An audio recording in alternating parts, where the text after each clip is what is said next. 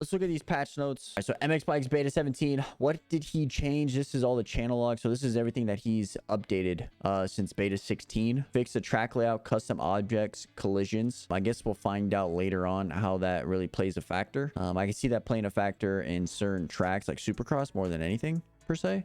Yeah, tough blocks and stuff, I guess. Yeah, I can see that being more of a factor for Supercross, like tough blocks compared to outdoors where it's just more wide open. He also fixed support for more than 2 controllers with the same name. So I'm assuming that's if you have an Xbox controller hooked up to your account, and if you have 2 different Xbox controllers, you can just sync them. And then track paint and dedicated servers. I don't know what track paint means. Do you know what track paint means, Liam? Not a single cue. Something to do with making the tracks, if I had to guess. That's probably going to be a big factor for anybody that's making the track, like Liam said. So he also fixed the interface list sorting. Changed how it's sorted in the servers. It seems like it's lowercase first now or something. He's changed the ordering, and there's a search function at the top too. So that's actually pretty cool. You can actually search for a server instead of just trying to scroll through everything and looking at all those weird ass names. So that's a plus. He also fixed the missing wrong category shown when trying to connect to a server. He fixed it, so hopefully nobody has to deal with that anymore. Don't know, I've never actually had to deal with it, so that's a good thing that I never had to deal with it. But he fixed it for the people that had it. A missing team sprite. I don't even know what that means. You know what that means? I don't know. A sprite's like a small image, like an emoji kind of. So maybe team logos, maybe in game, maybe could be. I don't know. I guess we'll find out. If you guys know, put it in the comments below. I don't know, to be honest. They also fixed the 3D names in the track screens. Honestly, I don't know necessarily what that means. Chat, some of these I have no idea what they're freaking doing, but they're doing it, and that's one of them. Dilla says, hi YouTube, missing right boot fix. That's just part of your game setup when you try to like install the game, I believe. Or is that actually like your right boot? Could be either or. That would have been hella funny if it was missing. Right? I mean, like if it's actually your right boot, like in first person, if you look at your right foot, your foot won't have the boot on it. It'll just be invisible. Wait, what?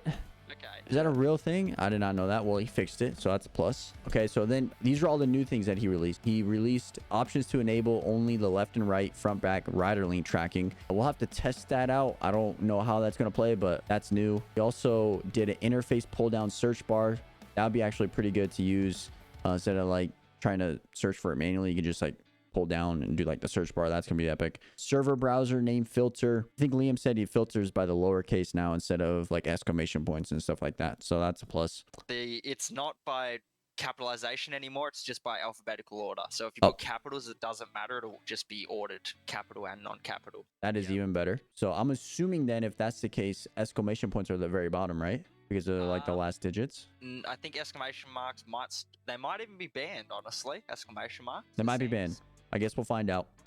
Numbers are at the top. Numbers are at the top, and then it goes to A, and then all right, so that's good. He updated number of pits in the track info. That is actually really good because that allows us to know how many people can ride this track because it's how many gates are open for the track, so that's plus. And then option to enable environment sounds in the pits. I'm assuming that's just like random people like talking or something like that. We'll have to figure that out. I haven't really tried it. Bikes riding past when you're in the pit, you might be able to hear them. Could be something like that as well, like just like random like motorcycle sounds. And then a cool option that he did was to put show 2D and 3D flags, so that's pretty sick. Can actually enable both of them at the same time, so that's pretty cool. And then particles when sliding on the ground. I'm assuming that's like the dirt particles. It's going to be showing more when you're actually crashing, I'm assuming. So that's pretty interesting physics. Yeah, like a roost section. Support for multiple rider models. I don't think we have rider models yet. But that means we can have different sizes of like riders. We can have taller riders, bigger riders, smaller riders. So that's actually a good thing. People have been saying that the bikes are heavier, so maybe that will play a factor with how the bike runs if you have a smaller rider or something like that. Supermoto rider model, similar concept. I don't really ride Supermoto that much, but same